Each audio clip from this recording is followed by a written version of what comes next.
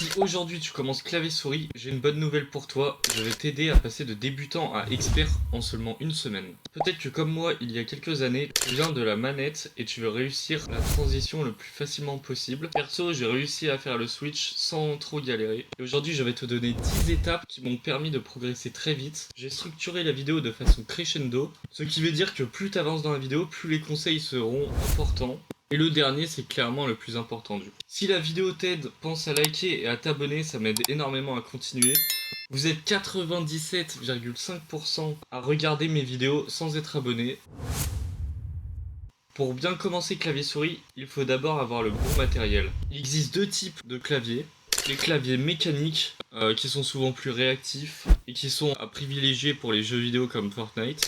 Et les claviers à membrane, en gros ce sont les claviers de bureau, donc ceux du CDI si tu préfères. T'as pas besoin de mettre 150 balles pour un clavier mécanique. Il y en a à très bon prix et si tu veux direct l'un des meilleurs claviers mécaniques de ce monde, je te conseille l'Apex Pro TKL que j'ai personnellement choisi et que plein de pros ont aussi choisi comme Malibuka, Veno et Mertztach. Pour la souris, c'est un peu plus technique mais je te conseille une souris qui respecte 3 critères. Une souris sans fil, c'est pas obligatoire mais c'est extrêmement pratique.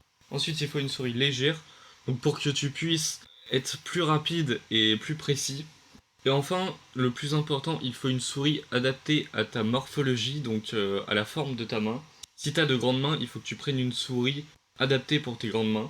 Sinon, tu seras limité dans tes mouvements et tu auras donc un moins bon aim quand tu seras en jeu. Ensuite, pour bien s'améliorer, il faut que ton jeu et tes paramètres soient optimisés avec de bonnes performances. Donc idéalement plus de 120 fps. Pour avoir de meilleures performances, tu mets ton mode d'affichage en plein écran. Résolution 1920 par 1080. Tu désactives la synchronisation verticale. Tu mets ton taux de rafraîchissement, donc le nombre d'FPS que ton PC peut faire. Mode de rendu, tu mets le mode performance. Ensuite, je te conseille de mettre un mode daltonien pour mieux voir en zone, mais après ça c'est qu'une option. Ta résolution 3D, tu peux la mettre entre 75 et 90. Si tu descends trop en dessous, le jeu deviendra trop moche et tu verras moins bien les ennemis. Et au-dessus de 90, tu vois quasiment pas la différence. Et ça consomme beaucoup plus de performance, donc ça te baissera ton nombre d'FPS. Donc maintenant on passe dans les paramètres de jouabilité. Pour la région de matchmaking, au lieu de mettre auto, tu vas directement mettre Europe. Ça t'enlève un peu de latence, c'est pas énorme, mais ça peut faire la différence.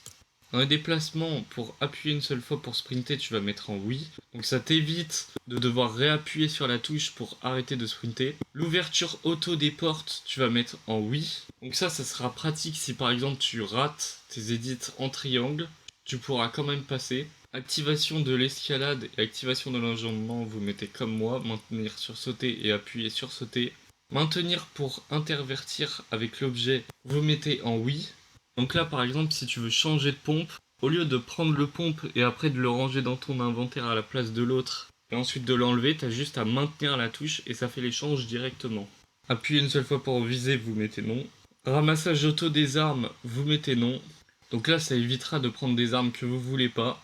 Ensuite ici dans le placement d'objets préférés, donc vous avez configuré pour savoir quelles armes va où. Donc moi par exemple j'ai ça, vous voyez. Ensuite copier mes paramètres, donc là ça sera pour l'edit and release. Donc vous n'aurez pas à confirmer l'edit. Vous supprimez bien évidemment la modification simple, ça c'est pour les bambis.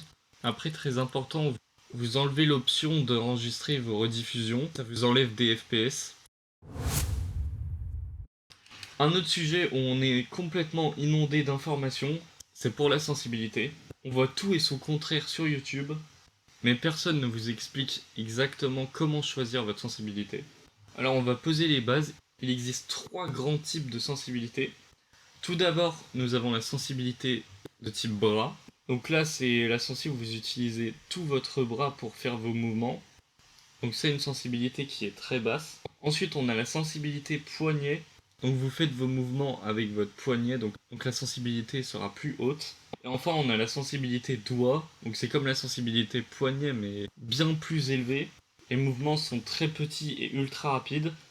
Et maintenant que vous avez connaissance de ça, vous devez vous poser la question comment savoir dans quelle catégorie vous êtes. Donc ça va dépendre de votre prise de main de la souris, appelée grip. Donc il en existe 3 principaux. Le palm grip, où vous avez la paume posée sur votre souris. Donc vous allez naturellement utiliser votre bras. Donc vous serez plus à l'aise avec une sensibilité basse. Si vous avez la prise claw grip, vous aurez besoin d'une sensibilité moyenne, donc une sensibilité entre bras et poignet.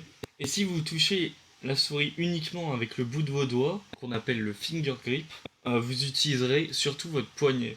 Et vous devrez donc opter pour une sensibilité légèrement plus haute. Prenez bien le temps de tester en mode créatif et observez comment vous bougez et vous allez vite comprendre ce qui vous correspond vraiment. Pour vous aiguiller, vous avez environ 90% de chance d'avoir une sensibilité bras qui vous correspond le mieux. Si vous avez jamais joué au CS, vous serez peut-être naturellement plus à l'aise avec une sensibilité poignet, mais sur le long terme, une sensibilité bras sera mieux pour vous. Maintenant que vous savez dans quelle catégorie vous vous trouvez, donc sensibilité bras ou poignet, je vais pas parler des sensibilités doigts car elles sont trop rares et qu'aucun joueur pro l'utilise. Maintenant que vous savez à peu près quel type de sensibilité vous correspond, vous allez tester en mode créatif et en map aim quel sensi vous correspond le mieux. Donc si vous avez une sensi bras, je vous conseille d'être entre 5% et 10% pour 800 dpi. Pour une sensi poignet, entre 5 et 10% pour 1600 dpi. Donc vous faites vos tests en map aim avec 5% une première fois et 10% une deuxième fois. Vous voyez sur lequel vous faites le meilleur score et vous ajustez en fonction de ça et vous faites d'autres tests pour trouver votre sensi parfaite. Donc dans cette partie, je vais vous donner des touches optimisées pour commencer le clavier souris. Bien évidemment, je tiens à rappeler que les touches sont personnelles. Je vous donne donc une configuration de touches optimisée, mais vous devrez faire quand même quelques changements avant de commencer le CS. Pour les touches de déplacement, je vous conseille ZQSD. Pour sauter, escalader et enjamber, je vous conseille espace. S'accroupir ou glisser, contrôle ou shift gauche. Pour sprinter, utilisez l'index, donc X, C ou V. Pour tirer clic gauche, visez clic droit. Recharger E ou F selon la touche pour edit. Pour choisir les armes, vous mettez les touches de 1 à 5. Sauf pour votre pompe. Donc moi par exemple j'ai mis la touche verrouille image gauche. Pour utiliser, je vous conseille la molette. Donc ça vous permettra de gagner plus facilement votre 50-50. Pour le mur, vous mettez la macro de votre souris. Et pour l'escalier également. Pour le sol, mettez A. Et pour le toit, mettez soit R comme moi. Mais vous pouvez aussi utiliser l'auriculaire, donc avec Shift ou la majuscule. Pour les pièges, donc moi j'ai mis G. Vous pouvez aussi mettre R ou T, selon comment vous préférez. Placez la structure clic gauche. Pour modifier la construction, vous mettez F ou E, donc selon ce que vous préférez. Et vous mettez également la molette, donc le sens inverse que la molette pour utiliser. Le plus optimisé, c'est de mettre la molette vers le bas. Et mettez également dans réinitialiser la structure, la molette vers le bas.